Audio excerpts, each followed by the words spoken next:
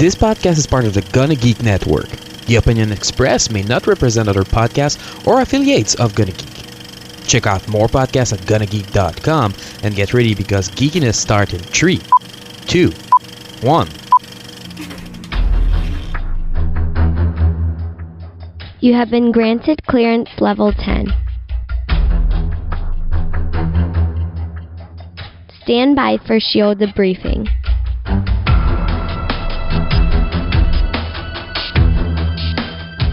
All information to be discussed here is classified and may only be discussed among agents of equal or higher security clearance. And now it's time for your scheduled debriefing. I'm Agent Stargate Pioneer. I'm Agent Haley. And I'm Agent Lauren. Welcome to Legends of S.H.I.E.L.D. One-shot number 8, Thor, the 2011 movie. Legends of S.H.I.E.L.D. is a fan-based podcast on the television show Agents of S.H.I.E.L.D. And because we love big things, we also include the general Marvel universe because it affects the television show. Hey, just a reminder, go to our website for all our contact information. It's legendsofshield.com that will take you directly to our special page on the GonnaGeek.com network, which we are a part of. Woohoo! And if you want to hear a lot of other great geeky shows, just check them out. We have a voicemail line if you hear something that you just want to get across to us immediately. And what is that, Haley? That's 844-THE-BUS-1, 844-843-2871. Talking about the bus, how's the renovations going on that sucker? I've given up all hope of repairing the bus. No. Do we need to call for reinforcements? I got us a used El Camino we can drive around instead. El Camino! Oh, I saw an El Camino on the first 5 minutes of the Falling Skies episode that they put out on Facebook and stuff. First 5 minutes. Of course, there's been an El Camino in the show for the first 3 seasons, and I saw it was like, El Camino! Falling Skies airs this Sunday. Check it out, season 4. So, this week, we are going to talk about Thor, but before that, we have promised you for 2 weeks a drawing for who gets a free copy of Iron Man 2 Blu-ray, DVD, and digital copy combo, didn't we? Yes, we have. And I have put the names in the top hat. Well, first of all, we asked for 30 likes on our Facebook page. Thank you, everybody, for liking our Facebook page. We really appreciate it. That'll enable us to get the word out a little bit more, so that's great. And we said once we get to 30, we would either do a top hat or a hard hat. We asked everybody that liked the page to put in top hat or a hard hat, and top hat won. It was a narrow victory, but it was a victory. And so I have all the names of the people who have liked our page in this hat. I'm shaking it. I don't know if you can hear it. I like the sound effect. Yeah, that's our budget. And, all right. I'm reaching in. I'm pulling out a name.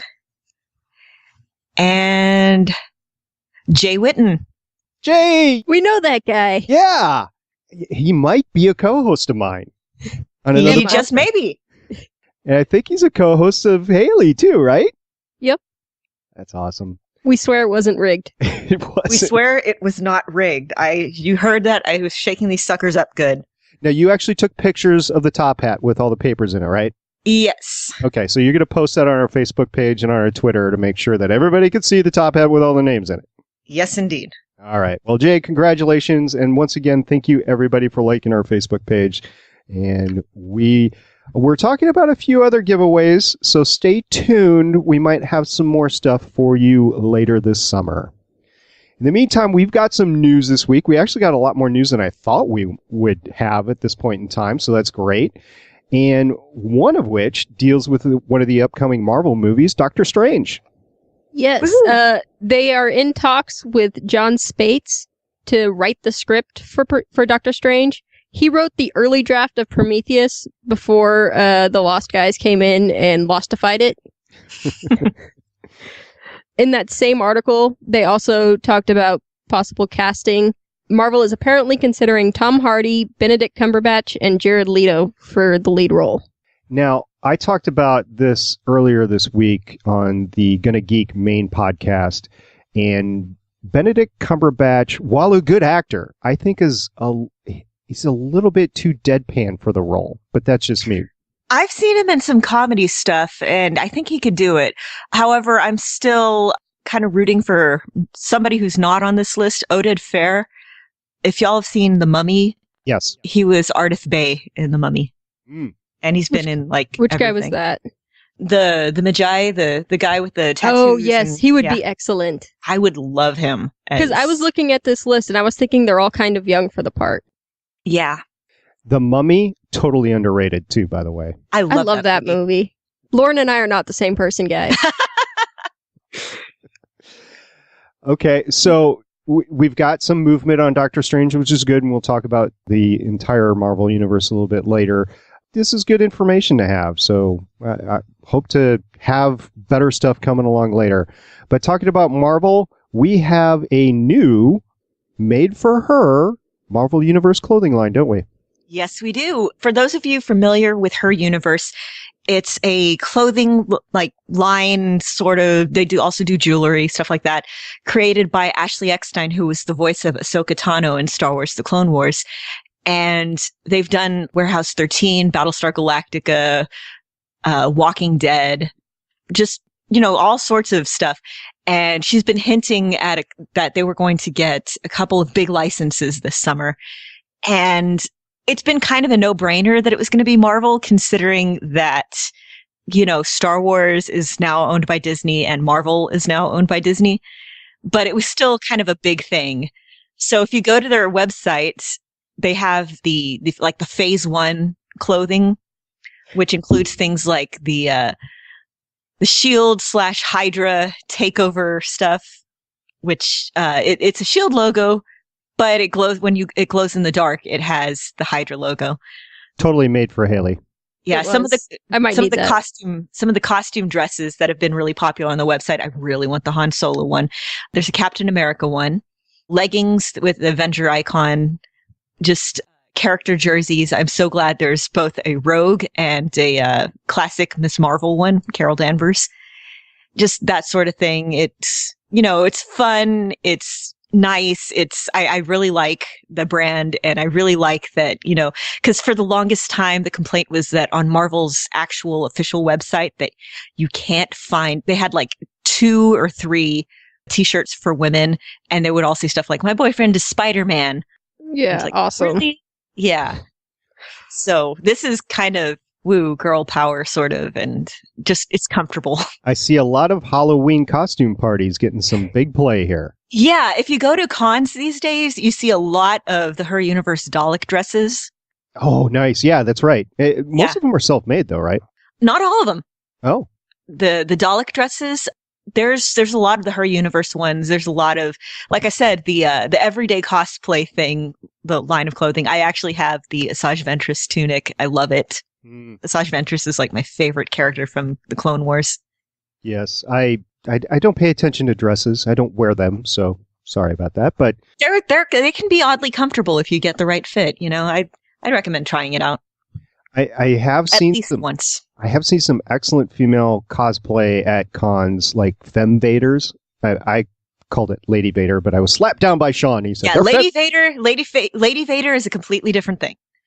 I said, "It's Femme Vader." All right. Well, either way, the one I saw was fantastic. And then, everything else. Of course, the iconic, what was it called? The Leia outfits. And yeah, there's an everyday cosplay of Leia on here too. It has the buns on the side of the hoodie. It's pretty great. And Wonder Woman, which obviously wouldn't be here because it's Marvel, but that sort of stuff. So yeah, I love cosplay. Now I'm wondering if her other big license for the summer is DC, but I'm also, since she's worked with Sci-Fi before, I'm wondering if it's going to be like Defiance or something. Defiance!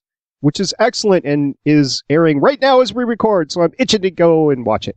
Yep, mine's recording. Mine is too, on 3 DVRs. Just to be on the safe side. Yes.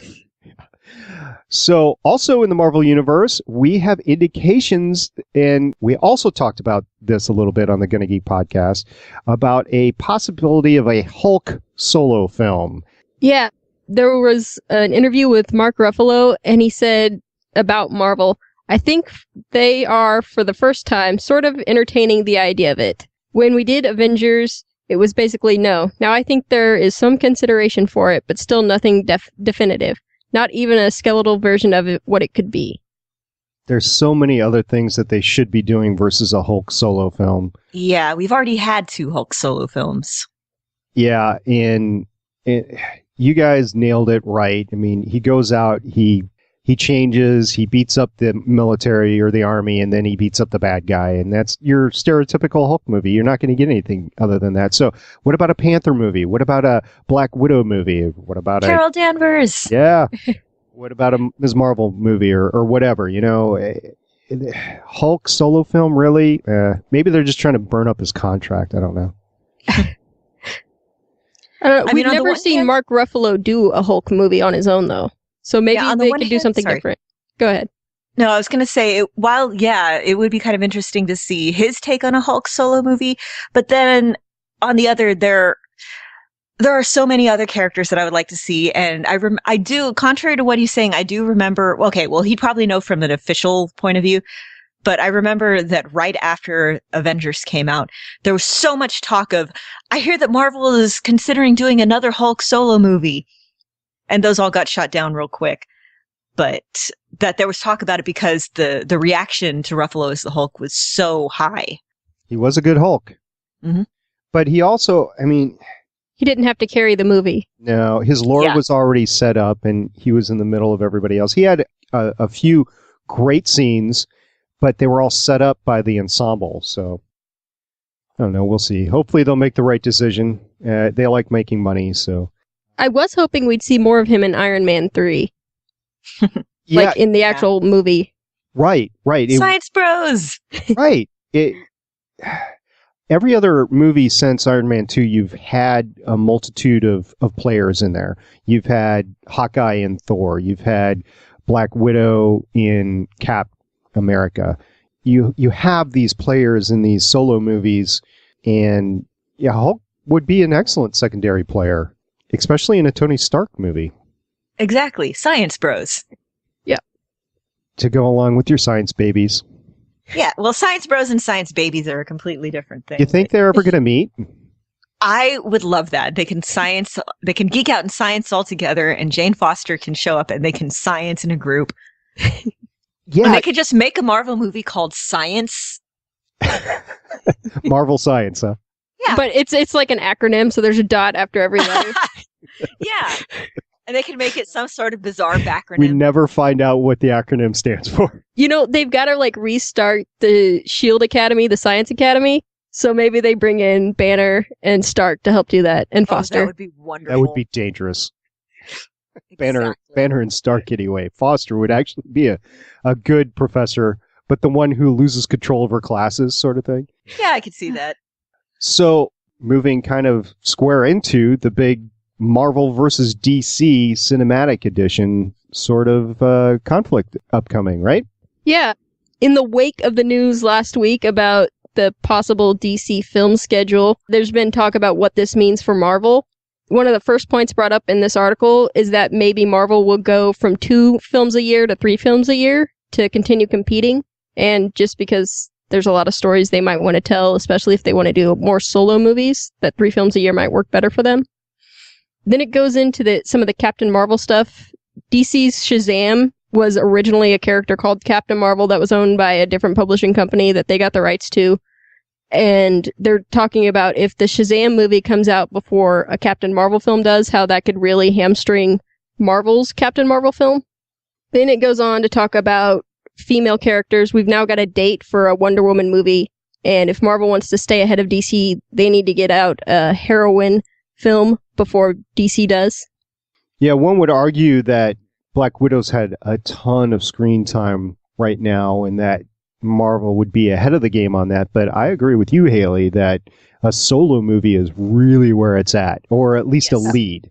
I mean, if like Captain America 2 was a Cap movie, it wasn't a Black Widow movie.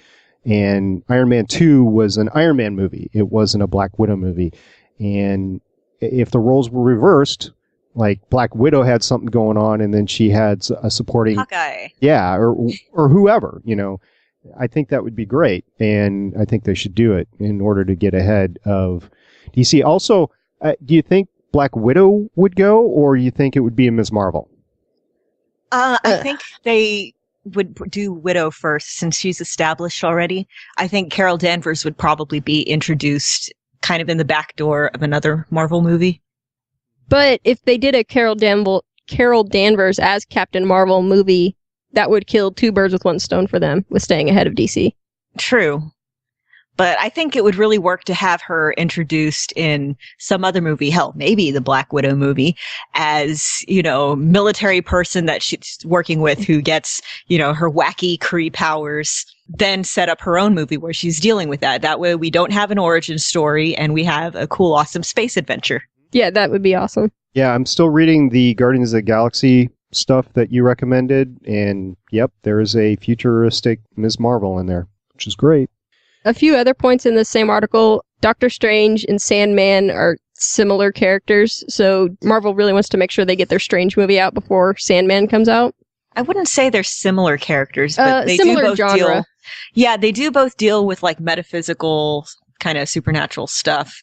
It's like the twins within the Marvel universe. One could argue that the Marvel Cinematic Universe got the twins out there first. However, Quicksilver definitely had an excellent role in X-Men Days of Future Past. Yeah, he was pretty awesome in the movie. Yeah, he was. And then the last point is what's going to go up against Justice League. And there's rumors that it might be Thor 3. I could see that, especially after watching Thor this week. Yeah. It is you can't do a small Thor movie. Everything Thor is huge. It's big. It's epic. It's based on mythology. You want to play it big. Go big or go home. So talking about go big or go home, one of our consultant Wing's big pleasant surprises in the Cap 2 movie was Crossbones, and we have some potential news about him. Yes, Frank Grillo, the actor who played Brock Rumlow, aka Crossbones, is cautiously optimistic that you will see him in the not-too-distant future in the next installment of Captain America, according to an interview with Collider. He then echoed something that he had previously said about the Winter Soldier, in that the film was an origin tale for the character, before revealing that discussions have been had where Rumlow goes next. We've had multiple discussions about what comes after that thing, Grillo said. So it's obvious Rumlow's covered in rubble and burnt to a crisp at the end. But you see he's still there. They don't do that for no reason. And, okay, slight spoiler, several years old spoiler. You guys might remember this from when they reported it on the news. Crossbones is the guy who, quote-unquote, killed Captain America. No! You just spoiled me! No! Cap is still here. It's comics. Nobody ever dies. He gets better. Yeah, he gets better. He wasn't really dead. Another spoiler. But Crossbones is a very important character in a post-Civil War comic arc. Civil War being the superhero Civil War, not like the American Civil War. Which, by the way, there was a really funny nod to that on the cartoon Superhero Squad. The American Civil War, or the... Yeah, no, there was an episode where it's Captain America and he's dressed up in like a reenactment uniform. He's like, oh, come on, it's the Civil War. What's the worst that could happen?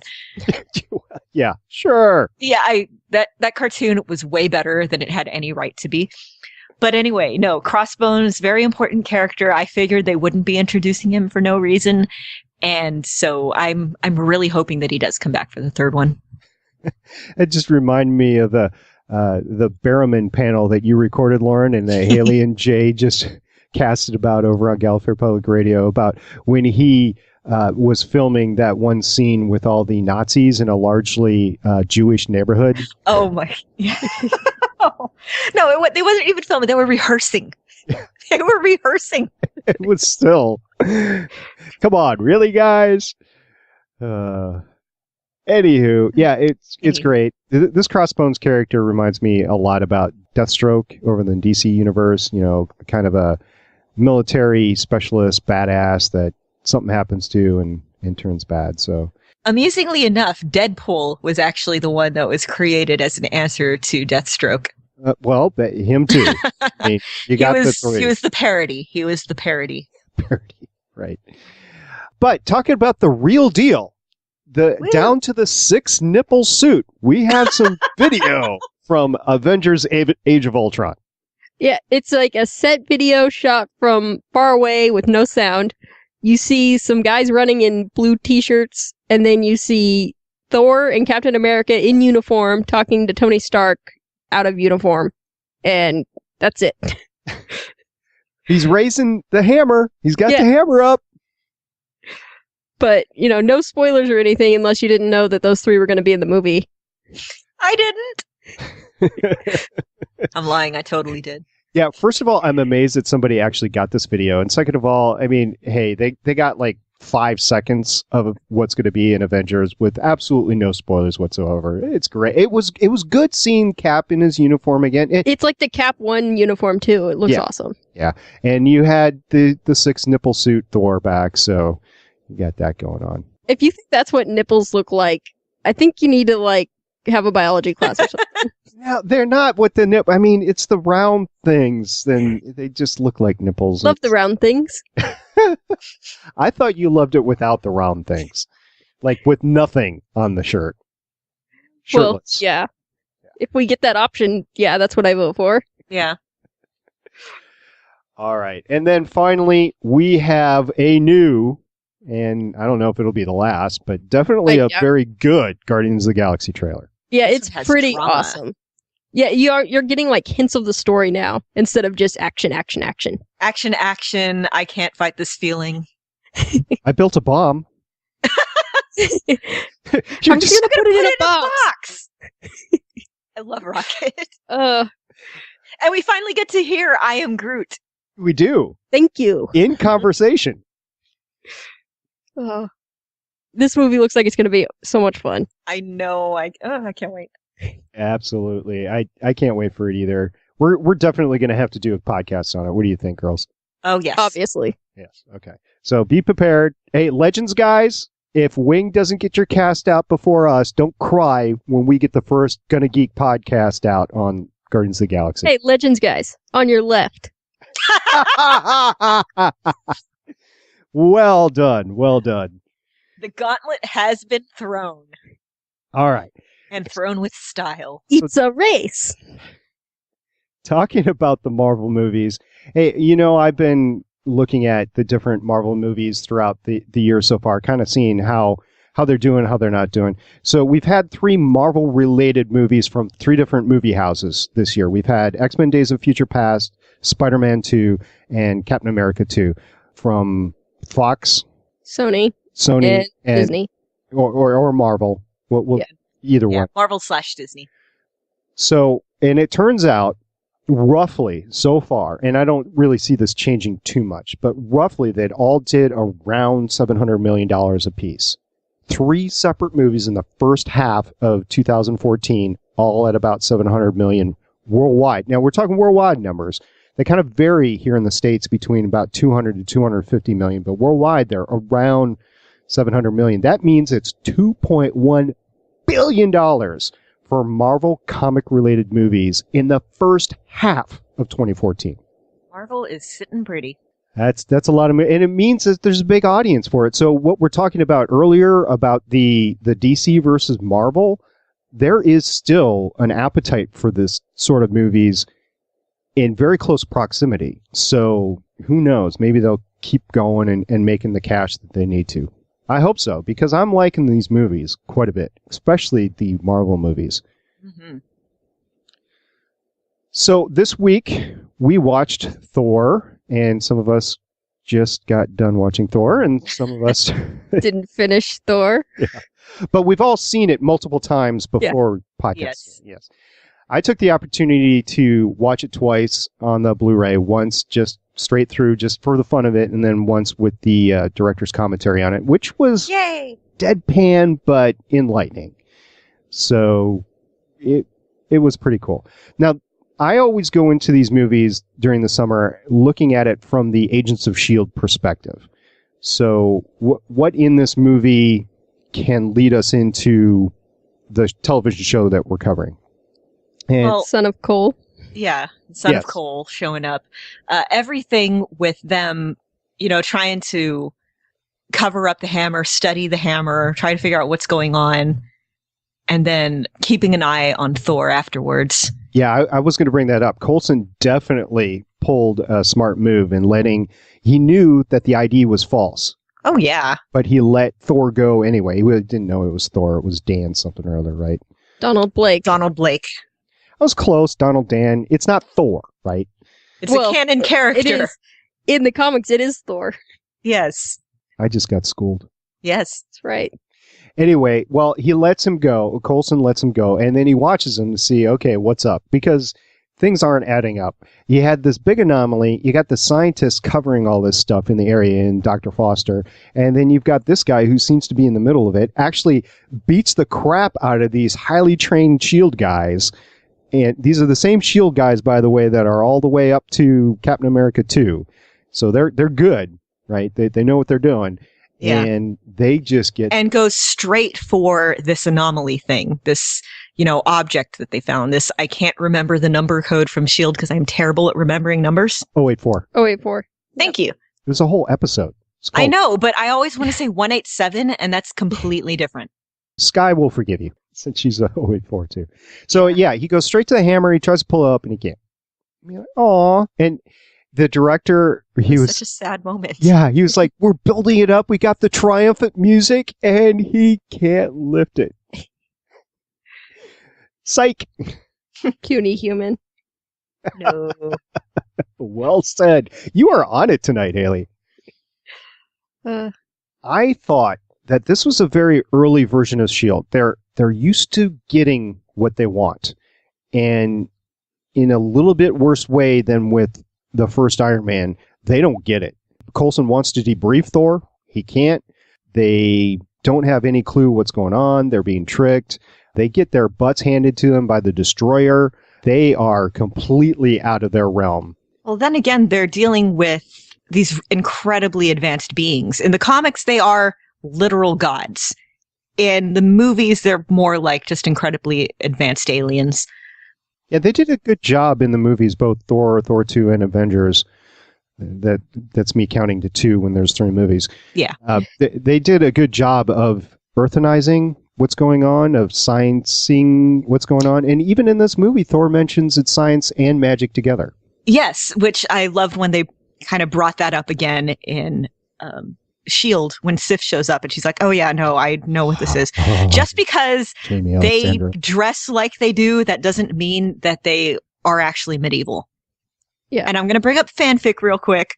One of the things that bugs me whenever people will write, Thor characters in fanfic is that they don't know all this weird technology and what it is. It's like, dude, they're literal space aliens. They have space travel. They have all these awesome things. Do you think they wouldn't know how a telephone would work? It's just common sense, people. Come on. If they can get all the way across the galaxy, I'm pretty sure they can order pizza. Because it's so important to order pizza. It is. It's a very important Well, he likes Pop-Tarts. I mean, why wouldn't he like pizza? I demolished a box with Pop-Tarts. That's right. He likes coffee, too. Yeah. Oh, yeah, but don't give him the good china. Well, okay, no. Actually, that is... I don't remember if they explained this in the commentary, but I remember reading somewhere that in Viking culture, it was kind of like a compliment to do that. Like this thing that I just experienced was so good that it will never be topped again. So I am destroying this glass so that it will never ever hold an inferior drink. Right. So it's just a cultural misunderstanding. He's not just doing it to be a frat boy. Mm-hmm. It's just like a serious cultural misunderstanding. And yeah, he is kind of, a frat boy. In this movie. Speaking of which, okay. Is it just me or does his hair look like flat ironed in this movie compared to all the others? Kinda, yeah. Like, he is like the least attractive in this movie, which is not to say he's unattractive. It's just like... This bar is set so high in the others. The bar is set so high. I was rewatching Thor 2 the other day, and it's like he just has this beautiful hair. Like, I am jealous of his hair. And I realized what it looks like his hair and his beard were slightly bleached in this movie. And with the way that he was shot and the scenes were lit and everything, that combined with he has really deep set eyes makes him look like he has no eyes. Like it bugs me. It just really bugs me. The Lauren Hair Report. You will get more Thor hair reports in the future. I will just seriously. I mean, that guy's hair is just incredible. A lot of things about him are incredible. A lot of things about him are incredible. Yeah. So in the commentary, they talk about the casting process, and he had shown up very early. They talked about this like 3 or 4 month long casting process for Thor, and they'd seen him very early on in the casting process, and then they just threw him aside and like, nah, this Australian surfer dude, we're not interested. His brother was up for the role too, wasn't he? I think so. Liam Hemsworth? I don't know. I want to say so, yeah. I think I remember that. Anyways. And then as they got farther down the line, they realized they didn't need just a chiseled deadpan guy. They needed a guy that could have fun, that was very haughty, and he just pulled it off well. So he came back in, he reread for the part, and he got it immediately. And then before they started filming, he did work out for 9 straight months. So when they did that shirtless scene in the old car dealership, they asked him if he minded to do the scene without a shirt on. And he's like, I can't even do the accent, so I won't. But he said, "Oh, dude, I've been working out. Of course I'm going to do the shirtless scene. I'm Thor." And the director said, "Yes, you are." So you're welcome, ladies. If you've seen the commentary for Cabin in the Woods, that movie was filmed like years ago, but for various reasons it was delayed. And right in the middle of filming was when he auditioned for Thor. And he's like, "Oh, yeah, I think it went well." And I think it was right after they finished. It was at some point, but yeah, in the commentary, Joss Whedon and Drew, Goddard. I'm blanking on his last name, Goddard, yes. We're going on and on about how happy they were for him and how happy they were for him then, because they're both huge geeks. They're like, "Oh my God, you're Thor!" And this is why you should watch a movie with commentaries. Sometimes it's really fun. Yeah, especially Joss Whedon ones. Yes. I can't wait for the Avengers again. I remember. Yeah. I told the story on the cast before. I actually went out of my way to listen to the commentary the day or the weekend the movie came out, and I listened to it like 3 different times, and it was amazing. Fell asleep to it the 3rd time, but it was so soothing. It was like, oh. Joss Whedon has a soothing voice. He does, but he's great. And he's got a keen intellect. It's great. Yes. Thank you, Josh, for being part of the Marvel Universe. I appreciate it. So, Dr. Foster, I got to ask you ladies a question. She's got all this self-built tech. She's very brilliant. She just rolls with the punches on this. This, in my mind, puts her on par with Tony Stark and Bruce Banner. Yes, I love her. I wish she had gotten a little bit more to do in this movie. I'm very glad that she got more to do in Thor 2. We'll talk about that when Thor 2. And the commentary they talked about when they were originally conceiving the movie, they wanted to put it either all on Asgard or all on Earth. And they ultimately came to the conclusion you can't do that. You need to do it in both places. So I think having the movie split between the 2 locations kind of diminished her part a little bit in the movie. Yeah, it was, I don't know. There was such good potential with her, with setting it up to have her working on all of this stuff. And then it didn't really pay off in this one. In the 3rd one, she actually got to apply her knowledge. I mean, in the 3rd one. In the 2nd one, she actually got to apply her knowledge. In this one, go ahead. You can call this the Avengers, the 2nd Thor movie. I would be okay with that. Yeah. Well, it kind of is. They point that out in the Thor 2 commentary that Thor, Avengers, and Thor 2 are basically a Loki trilogy. They are. Loki is he's delicious. He's fantastic. I love him. And I mean, Tom Hiddleston is so great as him. But no, in this one, they set her up and they just don't pay her off. That's my complaint about her in this one. A little bit. Yeah. But she does come to the forefront, and Coulson brings her into the fold at the end. Absolutely, you can't have your stuff back. You have a lot of research to do for us. And by the way, we have a very, very big checkbook, so have fun. Which, again, doesn't really pay off. They kind of mention her name in Avengers. Mm-hmm. And you get one surveillance photo of her. And you get one stock photo from Getty Images. We'll have to talk about that when we get to Avengers. And I'm sure you ladies do too. I have a big beef about the secondary characters in Avengers, but we'll get to that. So, as far as Agents of S.H.I.E.L.D., I could definitely see Darcy in an Agents of S.H.I.E.L.D. episode. The only caveat being she's on contract with CBS. Yeah. Yeah. I would love that, though. But we got, what's her name over as Coulson's girlfriend? Can't remember. Amy Amy Acker. Yeah, we got Amy Acker over, and she is also on CBS with Person of Interest. So it is possible. Fingers crossed. Yeah. I mean, we've already had Jamie Alexander on the show, which, Jamie, thank you. But Darcy is very much like, at least for the female audience, the audience in the movie. Like, the Yes. things she says, it's exactly what you're thinking, only funnier. Pretty much, yeah. I think that's why everyone loves her. Does he need CPR? Because I totally know CPR. He's pretty cut for a homeless guy.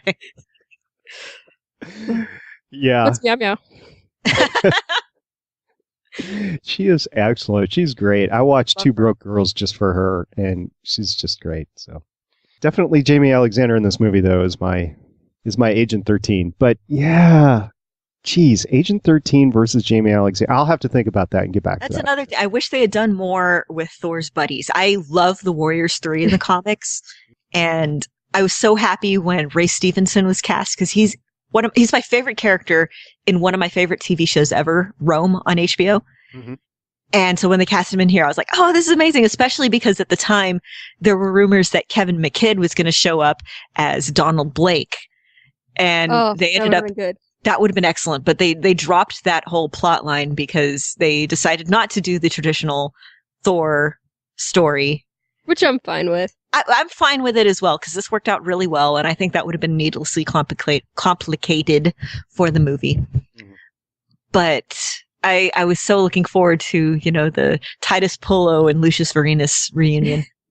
But no, I kind of wish there'd been a little bit more with them, but I can see there's just not enough time. There's never enough time. Did you guys look for this movie for the Hydra element since Sitwell was there? Not in this movie in particular. Yeah, but no, this is the first time we've seen Sitwell, isn't it? Is in this movie? Yes, I think so. It is. We had the Senator in the last movie in Iron Man 2. And so we get Sitwell in this one, and I kept thinking, so Hydra knows all about this, and I'm wondering what Hydra is waiting for in order to make their move here. I mean, how would they recruit somebody like Thor into their fold if they wanted to, and that sort of thing? And of course, they never would just get to not it. tell him. They would send him on missions and use him. Or they would hold, if it came to that, they would hold Jane hostage. And if Loki, well, maybe, but if Loki hooked up with Sitwell, that would have been good. I think they couldn't count on Loki, so they might be stupid enough to try to work out a deal with Loki, but trying to manipulate Loki is a bad idea. Yeah, just in general, trying to work with Loki is a bad idea. Loki would have used Hydra, basically, and used it very well. And maybe that's what he did at the very end there with the cutscene. So, yeah, and then at the end, with Loki, with Dr. Selvig and Nick Fury, that was interesting. It took me a long time to get why Loki was in Selvig's head anyway. Because he could be. Because Selvig was where he wanted to go. Like, he had access to where he wanted to go. Mm-hmm. And he was under everyone's notice, pretty much. Right. And then, you get to see the Tesseract, which is basically out of Captain America 2. I'm a little surprised they didn't mention Captain America 2. Since Captain America 1. Yeah. The first Captain America 1, the first Avenger. I'm so used to saying Cap 2. So, yeah, I'm a little surprised they didn't mention that at the end, but it's obviously from the recovered aircraft. Well Cap 1 hadn't been released yet. Yeah, they couldn't say too much about it because it's just, hey, here's way the thing. Before.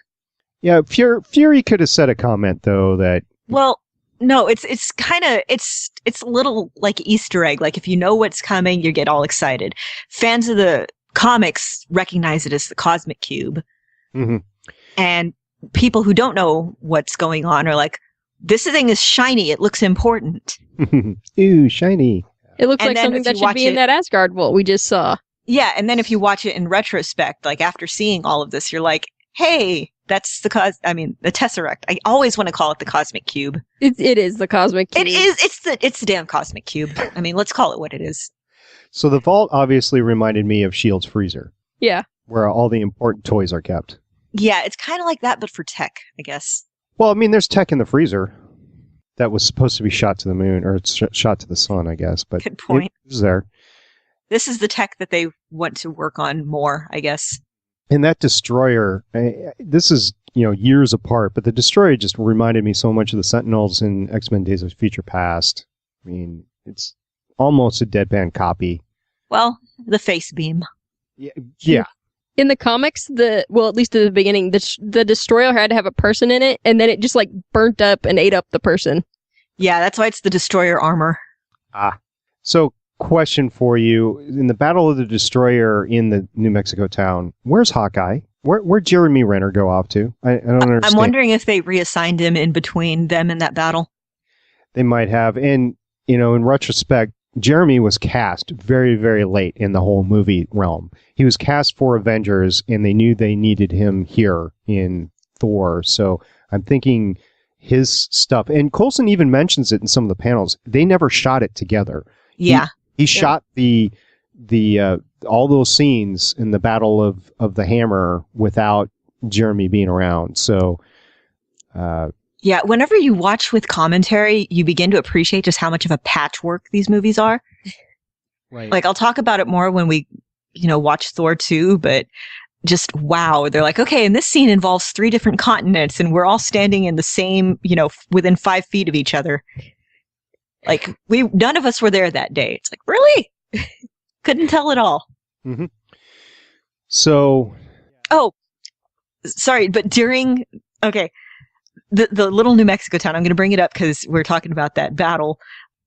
I loved all of the little nods to the comics.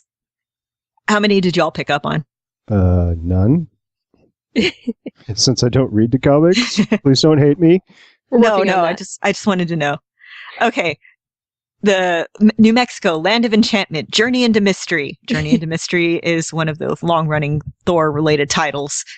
And as of, I think, the time the movie came out, I'm pretty sure, I guess it hadn't been relaunched with Loki yet. No, maybe it had.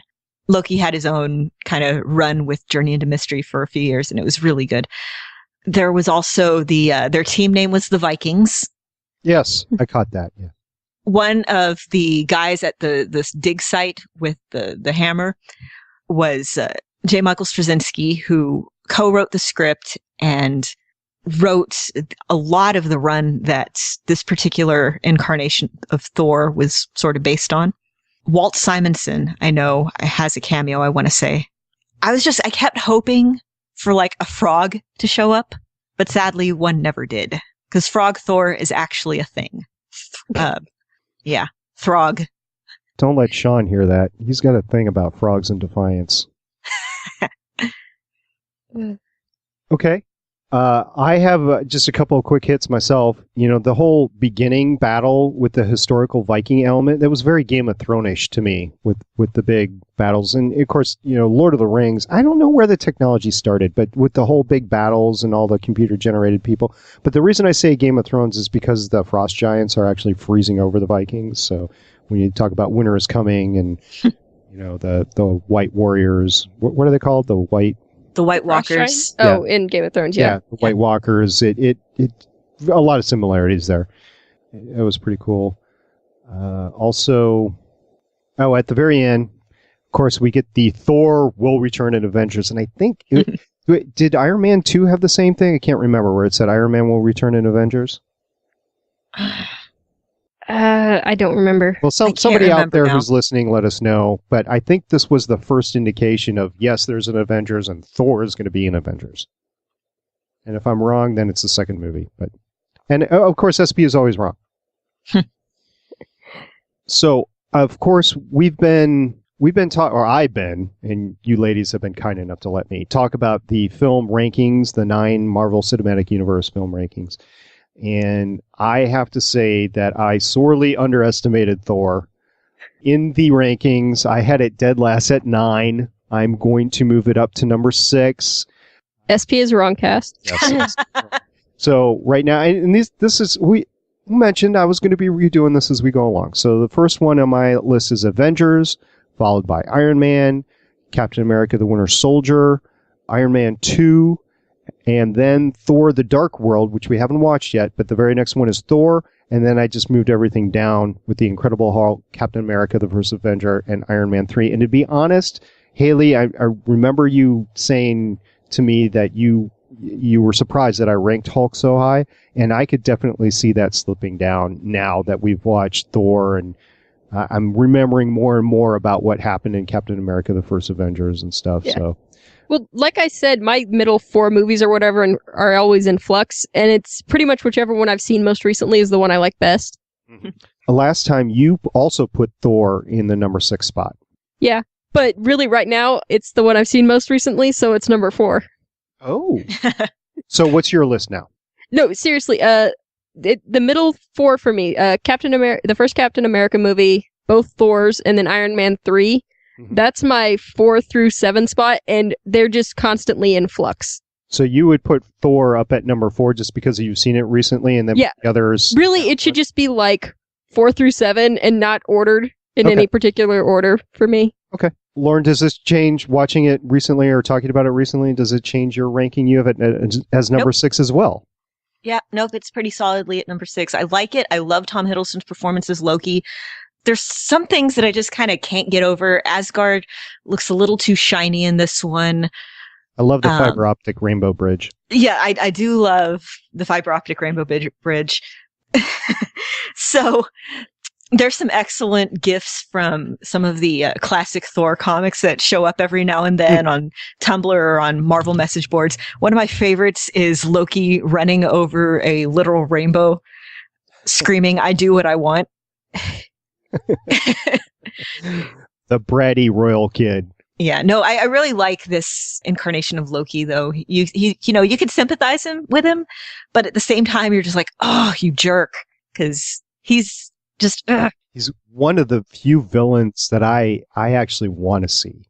Yes, and Hiddleston is just so like mesmerizing as him, and the fact that he just like gets so into this character. Like if you listen to the commentary on Thor 2 and listen to him talk about this, I mean, he's just given so much thought to this character's motivations and stuff like that. And if you watch interviews with him, the guy has such a great sense of humor. I mean, remember the time that he showed up at Comic-Con in character as Loki? Yeah. I do. I remember that. It was the year before I went. I was like, That was I amazing. need to go next year, and I did. So. And I Tom think Hiddleston he did was not show up. also up for the role of Thor. He was actually on, I think it was Thor 2. You can see his audition tape where he has no shirt on and a blonde wig. I'm so glad he got Loki instead. I know, he really works as Loki. I mean, he's a really good actor, but Hemsworth kind of like embodies Thor for me now. Mm-hmm. With his like amazing hair and just kind of, I mean, he's like a golden retriever, he's got that kind of attitude about him. Yeah. Well, Loki is like a cat. It's like the cat that pees in your shoe. But He's like my cat. Yeah, and then he looks at you and you're like, oh, I'm sorry. This movie is all about the transformation of Thor. So at the beginning, he's like what you say, but at the end, he's still got some of that in him, but he's transformed into the more leader. And the big thing about it is he's like, man, there's so much I don't know. I don't want to be leader. I don't want to be the king right now. And that's he realizes he's not ready. Mm-hmm. And he realizes like, oh, I need to take some more responsibility. Yeah, I can't wait until we see Thor 2, though, to see Chuck Barkowski in the yes, where he was actually Prince supposed Charming. to. He was actually supposed to originally have that role as Fandral the Dashing, but because he was still filming Chuck at the time, he couldn't get out of his contract. So they brought in Josh Dallas as the second choice. And then in Thor 2, it was completely flipped around. Chuck had finished filming. Josh Dallas was very busy with Once Upon a Time. So, all right. So, do you ladies have anything left that you want to say about Thor? handsome, handsome men. Ditto. Oh, God, Idris Elba. How can we forget Idris Elba? Speaking of more handsome men than Thor. He's amazing as Heimdall. I love that he gets more stuff to do in the second one. I wish he'd gotten more stuff to do here. He's just awesome. Yes, he is. He is. And I wouldn't want to mess with the Rainbow Bridge at all. Mm-mm. Thank you very much to Jamie Alexander again for being in the movie. I really appreciate it. And yes, all the handsome guys, they're making me want to work out even more, just like Stephen ML. Dang it. Because working out sucks. Yes. That's why I ate an entire thing of cookies yesterday. Nom, nom, nom, nom, nom, nom. Yep. I was like, I don't feel good. I'm going to eat an entire thing of cookies to make myself feel better. Cookies make everything better. Well, next week we're going to be talking about Captain America, the First Avenger, and it's going to be awesome to see another Chris Evans out there. Yes. Marvel is just filled with handsome Chris's. We're getting Chris Pratt later this summer. I know. We Just all are. Chris's. All Chris's all the time. It was amazing to see Chris Pratt's transformation in Parks and Rec. I know, right? Remember leading that up to- episode where he tries running and he's like, I feel like I'm dying. And he's just laying down on the track with no shirt on. Yeah. And now he's playing a Marvel superhero. So great. Yes. I love his comment about it, though. He's like, being Andy is much more fun than being Star-Lord. Yes. Because you can eat whatever you want and you can have fun. But being Star-Lord gives you more money. He lost like No. 60 pounds for that Oh, role. seriously, yeah. Now I want to go watch Parks and Rec again. It's a great show. Great show. It is. You just gotta work through the first season. Yeah. I kind of skipped that. I got in at the second season. Basically just start watching when Ben and Chris show up and you're good. Will do. So yes, join us next week as we talk Captain America, the First Avenger. If you guys have anything to tell us, either about Thor or any of our other podcasts that we've done so far, or any of our podcasts that are coming up, please don't hesitate to contact us. All of our contact information, our Facebooks, our Twitters, our email addresses, our everything is up in the legendsofshield.com webpage. Up on the top right, you will see all of our contact information, both us personally and for the podcast itself. So go ahead and do that. And also, Lauren, we still have that voicemail line, right? Yes, we do. The voicemail line is 844 the bus 1. That's 844-843-2871. And until next week, I'm Agent Stargate Pioneer. I'm Agent Haley.